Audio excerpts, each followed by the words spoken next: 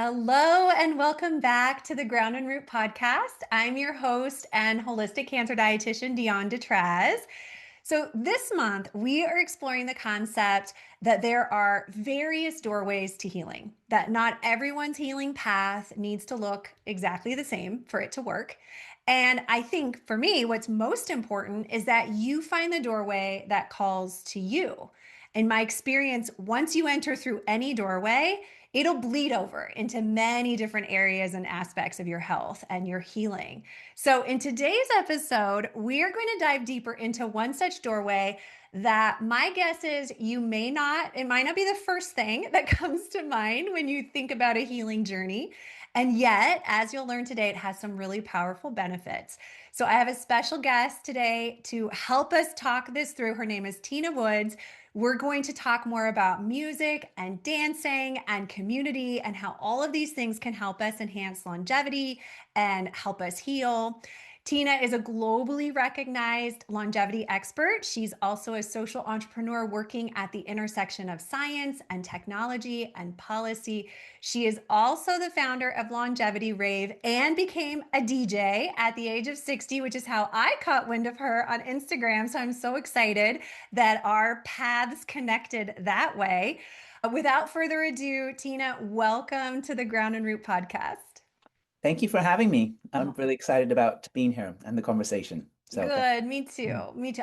Thank you for taking the time too. I know we were just talking about how busy you are, so I really appreciate you being But I love here what I for do, this. so it's good busyness. It's not terrible business. Perfect. Perfect. Okay, well, let's just go ahead and start with you telling us a little bit about more about you and your background, the longevity work that you've spent years working on before you even thought to become a DJ. Like, give us the Yes, background. DJ Yeah. was not part of my plan, I have to say. So, but that's one of life's wonderful little things that happen to you on your journey. These unexpected things come through serendipity and all sorts of other things, people that you meet on your journey. So, but yeah, so I guess going back. I mean, I've always been very interested in health, wellness, science. For a very long time, I thought I'd become a doctor. I thought I'd be an obstetrician for many years. I went through pre-med, I studied genetics, I was at Cornell, and I thought, oh yeah, I'm going to be the doctor coming out of here, go to med school. And then I decided not to actually pursue medicine for all sorts of reasons. I guess I realized my own sort of character and personality. I kind of felt this sort of pre-programmed path that would take me till my mid-30s before I become a sort of specialist doctor. I just thought I realized it probably wasn't for me. And so in my early 20s, I thought, well, what in the world am I going to do? I've got this wonderful degree and I loved science. And I ended up falling into a very interesting career for about 30 years, actually. And it started off becoming a medical film scriptwriter for very comprehensive training programs for doctors. And in those days, it was still, you didn't have computer animation. And I got involved with teams of animators, and especially hand-drawn animation to illustrate complex sort of biological pathways, pharmacological mechanisms of new drugs, and all that sort of stuff, how they interact in the body. So it's a very nice way of marrying up, I guess, my sort of creative sort of bent with my sort of interest in science and getting involved in this sort of training and education of doctors. And it was all kind of sponsored by the pharmaceutical industry. So I kind of ended up in that sort of path. And that was great for the years that it lasted because it kept me very close to what was going on at the sharp end of science and obviously new drugs, new therapies, new treatments. But I guess over time, I just sort of realized that there was something in me that was saying, you know what, it's great having all these things that you need when you're sick, when you need help and treatments and all the rest of it. But what about just keeping healthy and well? That's a really important part of the puzzle. And so I decided in my sort of early 50s to actually do something quite different. And this is when I ran my own agency for a while, and I did a stint at a very large company in the corporate world when we had the financial crash 2008. And I realized, oh my goodness, I've got to keep the money coming through. My little agency was suffering, as a lot of agencies did. And so, so when sort of coming out of that, when my sons, I have three sons, they're now in their 20s, and you're sort of very focused on keeping the show on the road, the income coming through, and house and wife and all that kind of stuff. I sort of thought I'm going to do something a bit different in my early 50s. I thought the kids are going to be okay. I've put in I've done what Mhm. I could to kind of set them on their way, and I think they're going to be good, they're going to be fine.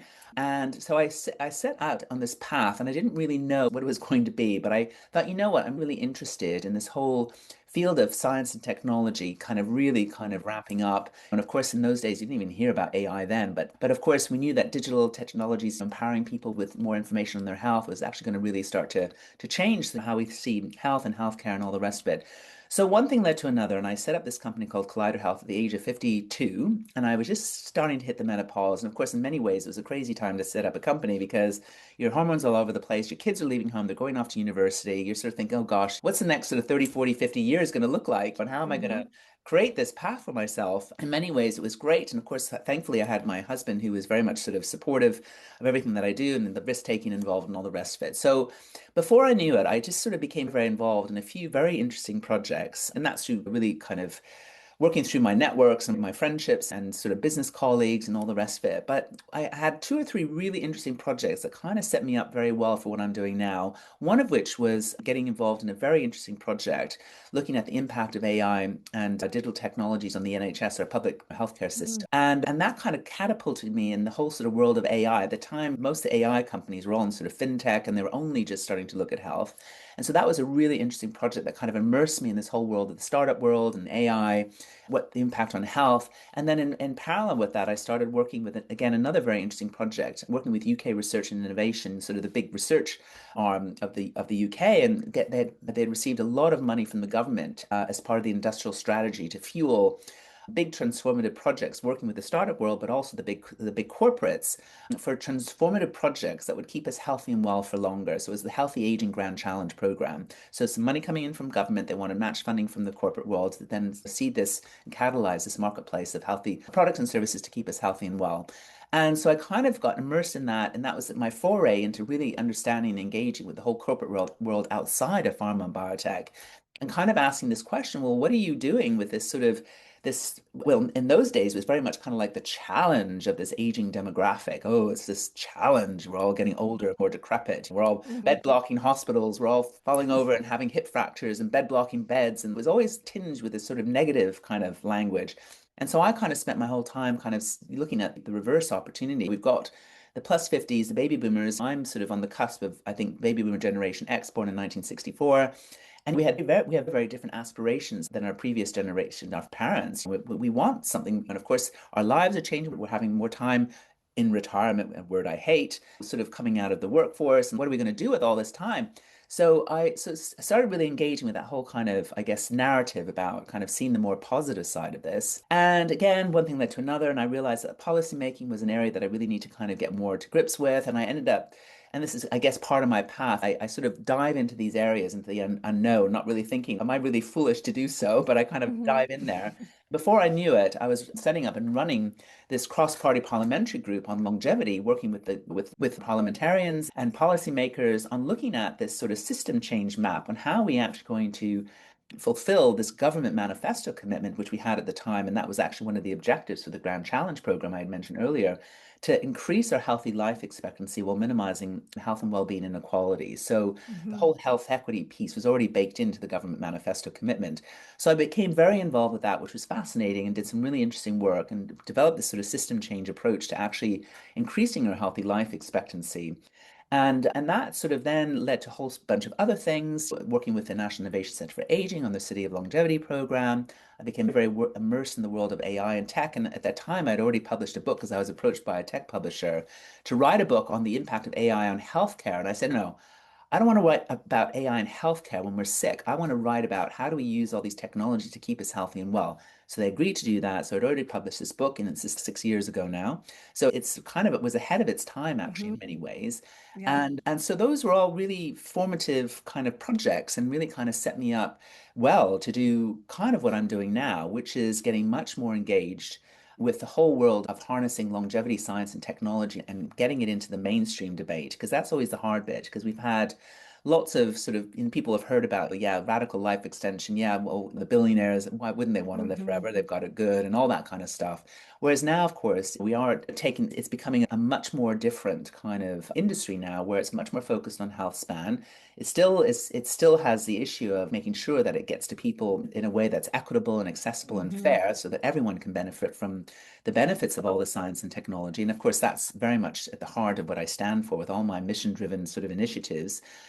and kind of sort of became very involved professionally in this whole world of healthy longevity, health span, however you want to call it. And of course, the language, of course, is still an issue because what does longevity mean? And that Hmm. there's a whole other, we could talk for hours about that. But for me, it's about really sort of increasing the years, live in good health, where you are able to really live the life that you really want to live. And this kind of taps into our motivation, our aspirations for our lives, our sense of meaning, our purpose, our fulfillment, the joy that we want from our lives. These are all really important motivators to keep us going and wanting to live. And when I sort of speak to a lot of these sort of people who talk about living forever and are sort of, and I said, well, actually, the most important question you really have to ask first before you ask that question is, well, what is a life worth living? So I've kind of been really focused on that and making sure that we ask that question and using science and technology to look at that.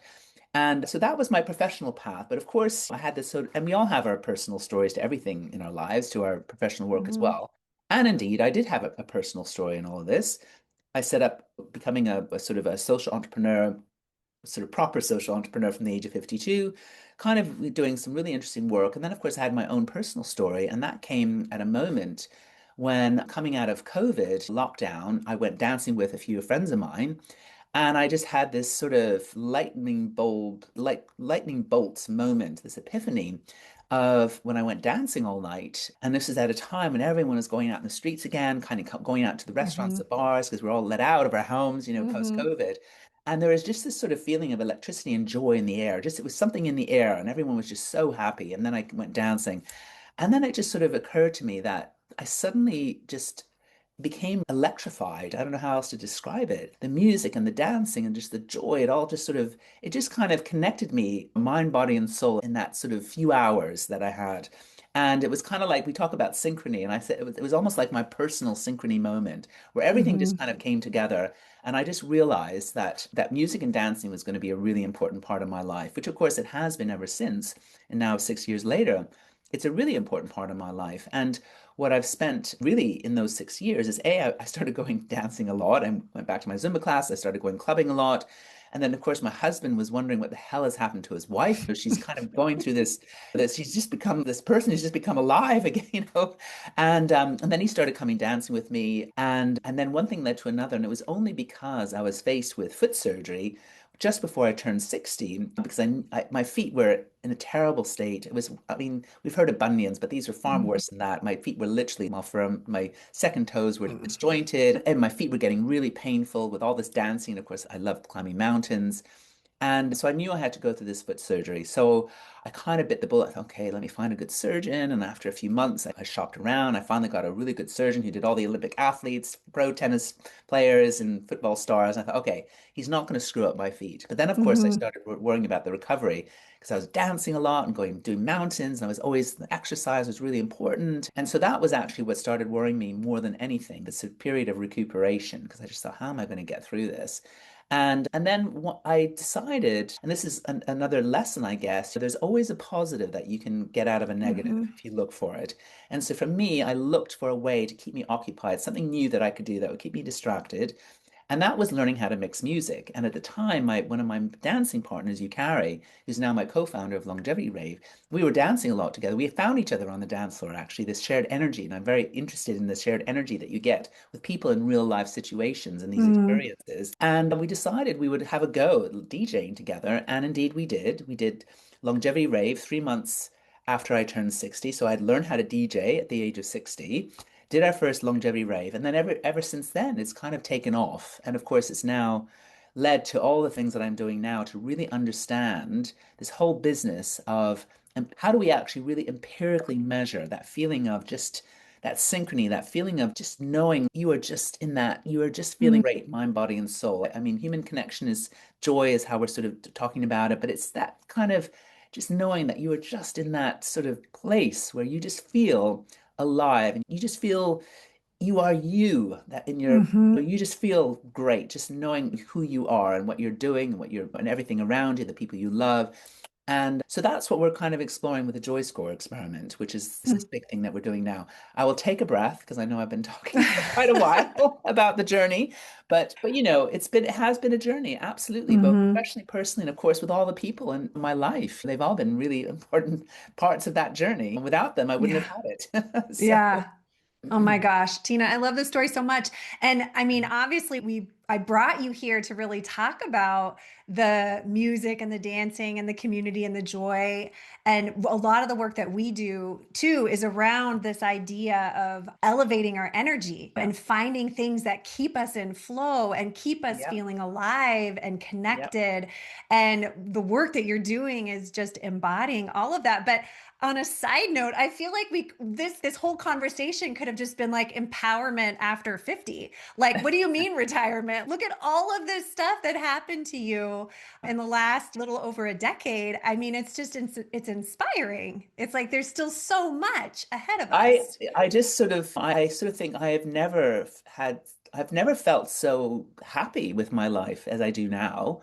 And of course everyone says yes, live in the moment. And yes, that is true. And I think that's the beauty of getting older is that you are Hmm. able to kind of see life like that, where you just are so grateful and appreciative of just those things in your life that are just there that you Hmm. often can take for granted when you're younger.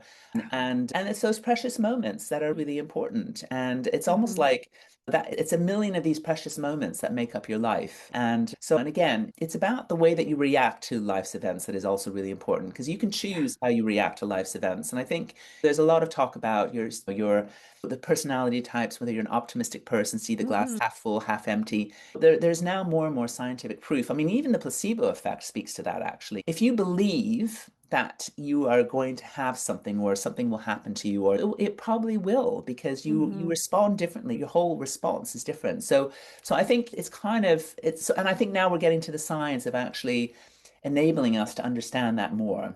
And I think the other thing too is just how important this whole business of just being really connected with others around you who you love Yeah. and who love you. And that's an incredibly rich kind of tapestry of emotion and fuel, rocket fuel that is just really important to cherish and nurture. Hmm. And that it's so it's all these sort of things that and that's the thing that does happen when you have the experiences, and they can be negative experiences. And when you hit your 50s, you are and a dead and indeed with a disease prognosis, so you are faced with your mortality. Yeah. And but that's something that you can do and you can have peace with. And I think it's just about looking back at what is it that has given your life meaning and purpose, and cherishing what you've had and what you can still have in the time that you Yeah. have left. So 100%. yeah, I love, actually, I wrote it down because I just love what you said earlier too about what is a life worth living. And I think that is something as we get older becomes more forefront. Or even if you're younger and you're facing a diagnosis like cancer, it's like all of a sudden that question is yeah, front and center because the yeah. truth is none of us know how much time we have No one and knows. what is the life we want to create with whatever time we have here, Yeah, right? absolutely, absolutely. Yeah. So I must admit, and I hate it was, oh, live for the moment, every day is your last day. It's not Yeah. quite like that. But what I Yeah. find more than anything, it's sort of like I'm just really grateful for what I do Yeah. have. Do you know what I mean? Yeah. Like that's so I do find myself just being really grateful when things are going well. Just be really Mm-hmm. grateful for that, and that Mm-hmm. gives you the energy to hopefully deal Yeah. with things which aren't so great. Sure. And so yeah, it's been a very So interesting process. tell us a little bit more about the Joy Score Mm, experiment. yeah. What is that? And what are you looking at? Yeah. So, so yeah, so that came about, and that again is an interesting one because, and again, I've been very steeped in this whole world of longevity science and technology, and a lot of it has been very focused on what I call the biomedical view of health and aging, Mm-hmm. where a lot of the energy and investment and policy has been around, oh, let's just delay the aging process. Let's like Right. come Like up with another quick fix. anti-aging, Yeah, right? anti-aging, a pill, Yeah. something you can take, a quick Yeah. fix, and yes, you'll live another 20 years, whatever. Mm-hmm. So that has been, listen, don't knock it. I mean, that's been the energy, and a lot of fuel and a lot of energy and research has gone into that space, and that's fine. But I always saw that as one element. And I kind of go back to my time working in pharma and biotech, where of course, not only, but of course, a lot of the focus is on drugs and Mm-hmm. treatments and diagnostics to help you when you get sick. But I think there's a whole space there to try and keep you healthy and well, which is really important. And what I've realized, and again, it's because we're getting more and more evidence that just really shows the starkness of how human beings feel impacts our biology and our genetics. And I studied genetics. This is like going way back now, 40 years ago. And we're now only really starting to appreciate. And of course, I came out of university when the Human Genome Project was just kicking off. And of course, now we've had the Human Genome Project, Hmm. which decoded the human DNA. And what we're finding is that actually our genetics is actually a relatively small proportion of the determinants of our health. It's actually how we are impacted by the environment, by the stresses in our life across our lifetimes, but even before Hmm. birth, right through to when we die. That has a huge impact on our genetics and how we epigenetically express our phenotype. That is Hmm. actually where it's at the moment. And what we're finding is that actually it's our whole state of being and our existence and our psychological, emotional, spiritual health, our need for hope, our need for these things as a human being. These actually have a huge bearing on our health, which has really been discounted by the hard fringe of the longevity science community because they've been so focused on the mechanistic stuff, looking at Hmm. cells and looking at animal studies and what's happening in a nematode worm in a mouse in cell culture, which is fine and important, but you have to also look at it in the context of actually what is really happening in the human context. And we are Hmm. part of a system. We're part of an incredibly elaborate system where we're very, and even they're even discovering that with plants and root systems, how they talk to each other. And it's almost like you have to go back to the whole our evolutionary biology to understand how intricate it is and how complicated it is going to be God and actually interfere with that. So I think it's so there's this whole space that I realized just needed a lot more attention. And we Hmm. also know, and this is more at a population health level, we know that social disconnection, loneliness, angst about the world, this is really depressing our health and making and actually a real leading cause of lifespan actually decreasing, if you can imagine, in the most rich countries in the world, including the US and including the UK. I mean, the US has actually had the worst results in terms of lifespan actually dropping, and this is I think it's now starting to get a little bit more stabilized thanks to the GLP-1 agonists. Actually, I think they've had some new research getting the weight off because obesity, of course, Hmm. is a massive cause of ill health. But that's all linked in with the complexities of the social determinants of health and access to good food and depression and all these sorts of things, which are really important factors in the human population. And these are things that a pill is just not going to fix. And we know that even with the GLP-1s, I mean, they're getting in the hands of the people who can afford it. They're not actually necessarily getting into the hands of those who most need it. And they're not actually addressing the root causes of all the symptoms. So I'm much more kind of like a root cause sort of person and kind of going back to basics, which I know is difficult because we've got so many perverse incentives for keeping things as they are. There's big Hmm. money in diseases. I mean, let's face it. Hmm. And making us ill. I mean, you only have to go look to the food industry for that. So I think these are all the big things that are obviously very complicated to disentangle and address. So I think in the end, I think we have to start home in our communities, and it's about people looking after one another and really sort of addressing, I guess, this business of social disconnection and loneliness, which I'm afraid has also been very much driven by the big tech and social media Hmm. and us being hiding behind screens all the time. That has not been good for us. So this is where the kind of the ideas around the rave, which of course is a kind of a very accelerated route to getting people together, and of course the power of the music, which has its own effects, obviously, on neurochemistry and all the rest of it, and group synchrony and dancing. I mean, there's all these very powerful ingredients that then kind of create that environment where people are just in this zone, and usually Hmm. it's very community driven and all the rest of it, where it's just got all these ingredients, which of course is why we're looking at that as a use case for the Joy Score experiment. So just going back to your original question, so I've kind of No, it's all good. It's diverted great, there. Tina. Yeah. So I just realized, well, we need to start looking at this. We've got loads of stuff with biomarkers and all the kind of age clocks, biological age testing kits, and functional ways of looking at your health. But actually, it was more around, well, what is that feeling that you get? And I certainly get when I'm dancing, and that feeling of being really alive, and that feeling of just this sort of this state. You're in zone, you're in flow, that's kind of state. How can we actually understand that? And how can we bottle it up and actually measure it? Because if we can, it's the reverse. It's like kind of like a positive mechanism to influence your health rather than just dealing with the negative all the time, like stress and anxiety. It's actually like in itself a motivator. So I was quite fascinated by that. And I just remember going to a conference a few months ago when and a lot of people are talking about joy span, but there was this conference, it was an investors conference. And there's this group there called Exceptional Ventures, who I know and actually went to one of their events last week, and they were talking about Joyspan being this new emerging sort of investable opportunity. And that was at a time when I was engaging quite a lot with other industry verticals that were looking at longevity. So outside the biotech bubble, these were kind of industries like real estate, property, hospitality, spas. If you look at the exposome, so I'm involved in a very big international project called the Human Exposome Project, the follow-on to the Human Genome Project that I mentioned, which is all around understanding the exposure side of disease. So all like air quality, toxins in the environment, psychosocial stress, the food that we eat, our activity levels, occupational hazards, all that sort of stuff, all the exposures and stresses in our life from pre-birth to death. So this is the Human Exposome Project. And so I realized that the way to scientifically actually talk about why all these other industry verticals have something to do with this, and like sleep quality, like hospitality, hotels, the quality of your beds, the quality of the food that you get, the quality of bringing people together in a beautiful space where you're feeling good. This is all longevity. And now we have the Mm-hmm. scientific framework to actually talk about and now have the ability to actually get the evidence now to show how powerful these are, which is beyond the supplements, the drugs, the diagnostics. This is like opening up a whole new field of research, investment, policy making. It's kind of like designing environments for health. So this is really the exposome in full glory.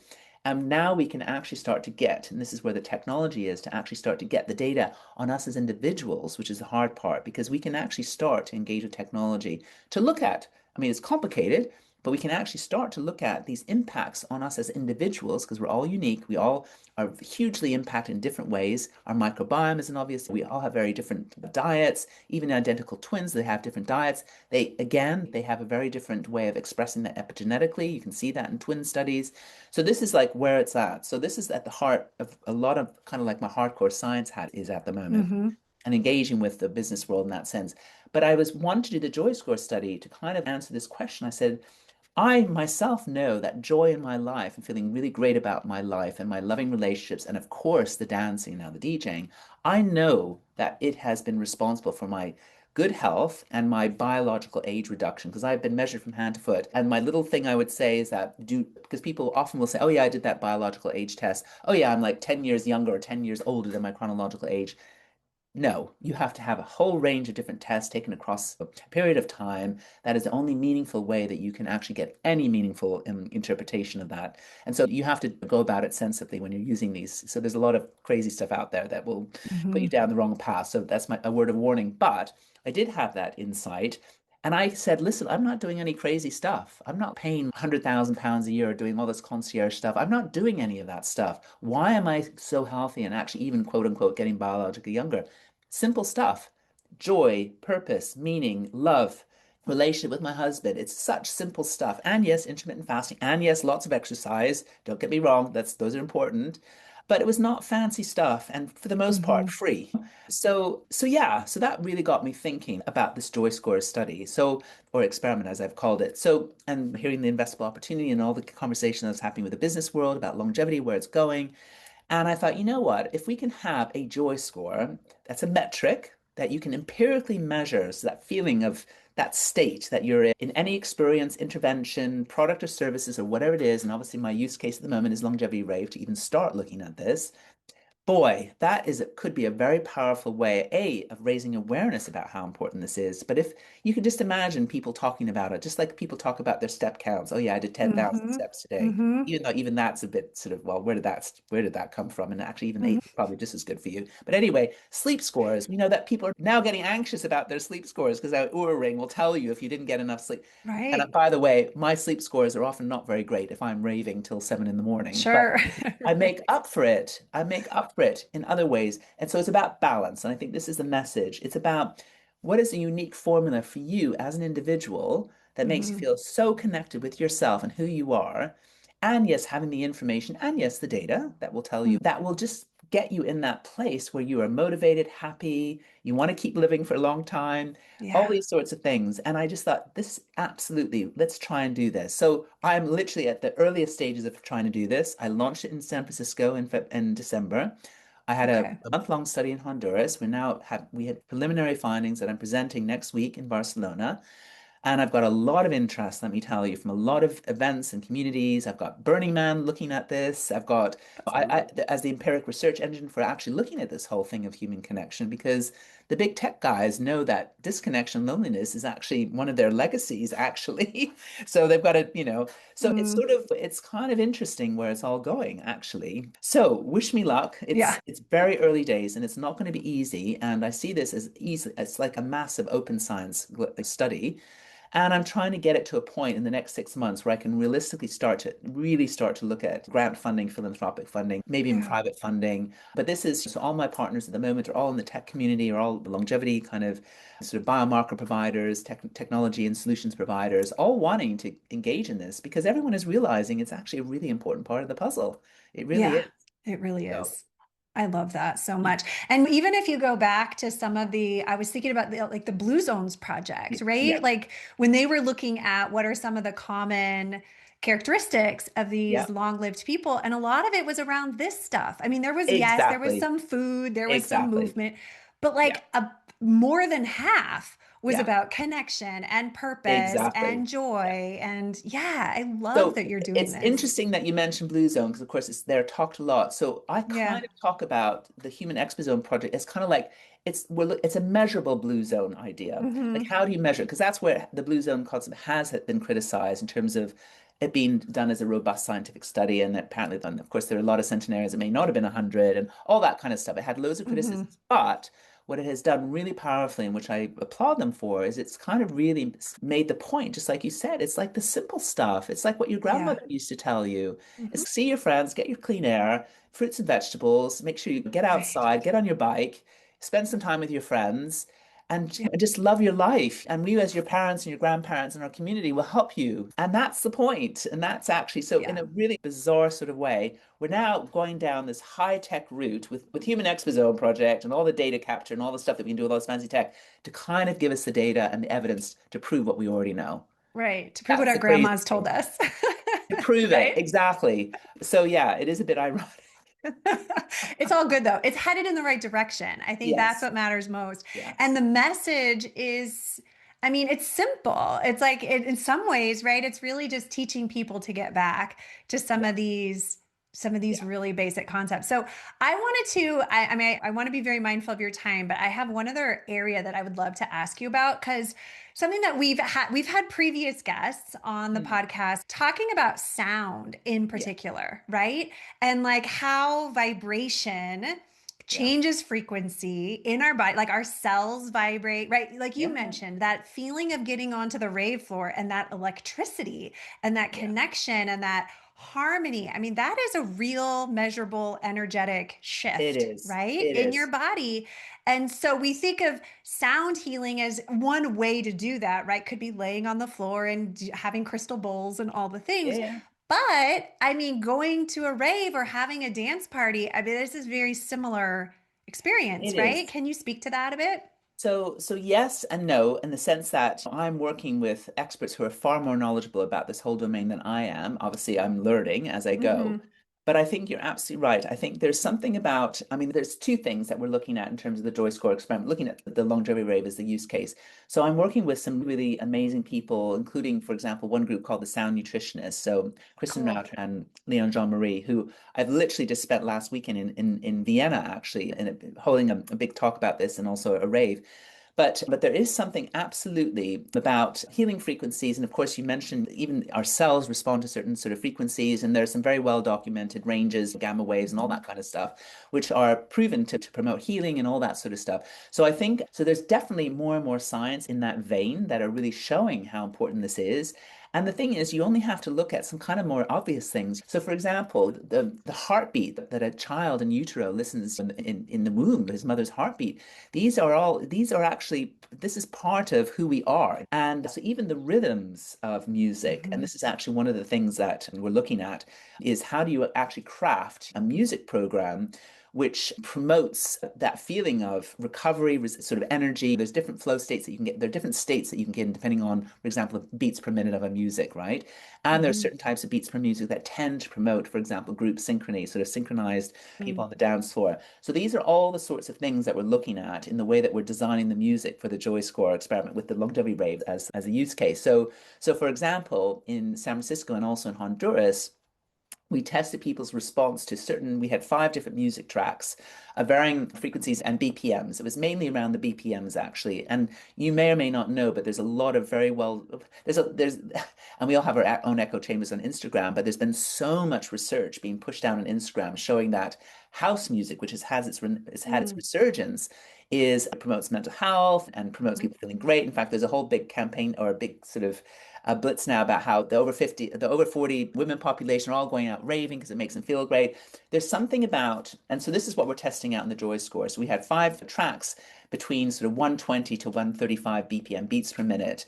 And what does that do on your brain? In your brainwave activity, and this is where we're actually measuring that with some of the latest Neurotech devices. So, for example, we're working with a group who've just launched this device called Aware, which is a mobile brain EEG tracking device that sits behind your ear, so you can wear it as you're dancing. And we're also working with Muse 2 technology, which is a headband that sits over your forehead. And actually, we were looking at that. We were using that last week in the rave in Vienna, and actually we had a beautiful way of visualizing what is going on in your brain when you're in the flow state, which the DJs Mm. are when they're in flow, and also the dancers when they're in flow. And we projected that on screens, which is really cool and quite televisual and all the rest of it. So we're trying to understand at cellular, at physiological, at brain level, what is going on when people are dancing and also responding to different types of music. And the way that we're capturing it, and this is I guess, the more complicated side of it. So, for example, in Honduras, we had 4 weeks, had a cohort of people who had joined up, who had signed up for the Joy Score study, and it was part of a much bigger longevity biomarkers competition that was running at the time in this longevity community in Honduras. So I was there for the whole month. And what we were doing is we were capturing a whole bunch of data points, some of which were when people were going to a longevity rave and were wearing the brain EEG tracking device. But then, of course, all the moments in between those raves and also with all the other things they were doing in their day-to-day Mm. life. And then, of course, measuring them both in terms of urine collection every day. So what are the metabolites, which of course change quite frequently with lifestyle changes. Then we had an epigenetic age assessment before and after. And of course, being able to show up any changes in lifestyle takes a much longer in that context. We had glycan age assessments, which is measuring glycans, which again take a little bit longer in terms of showing up any lifestyle modifications or raves or whatever. And then, of course, we also had an app where you could subjectively, where you're asked to sort of input into the app how you're feeling every day, 3 times a day. So obviously we have a huge number of data points. We're just now actually started the analysis. We've got a preliminary analysis, which is I'm presenting next week, which shows that people in the Joy Score study arm of it actually fared better in terms of their biological age trajectory than the ones who weren't in the Joy Score study. Now, there are lots of potential reasons why, and that's obviously going to be what we explore moving Hmm. forward. But I think the point that I'm trying to make is that in this world of being able to capture data now with all the wearables, with all the biomarkers you can collect in blood, in saliva, in urine, and with now all this neurotech, you've got a whole bunch of data points that you can actually work with. And you can look at the patterns at an individual level over time, and then you can actually start to look at, well, what is it that's creating these moments where people are either getting healthy or less healthy, more joyful or less joyful, and you can actually then use your AI and look at all the patterns. And so that's a whole next level of where we're taking the study. So it's early days, and obviously, right now, as any bootstrapped sort of up organization goes, you're running with what you've got. You're Hmm. taking a punt. You're working with established relationships and technology providers, and then kind of getting insight, and then you kind of then focus on where the gaps are and all the rest of it. So that's sort of like where we're at now. But it's really interesting, So and it's exciting. a global exposome project, which is why I'm presenting it at this global exposome summit, the Human Exposome Project, sort of gathering next week. So it is interesting, and we're looking at it from a very high science perspective. Hmm. And it has to stand on its merits as a science endeavor. So Sure. I mean, it's so exciting though. I love this so much.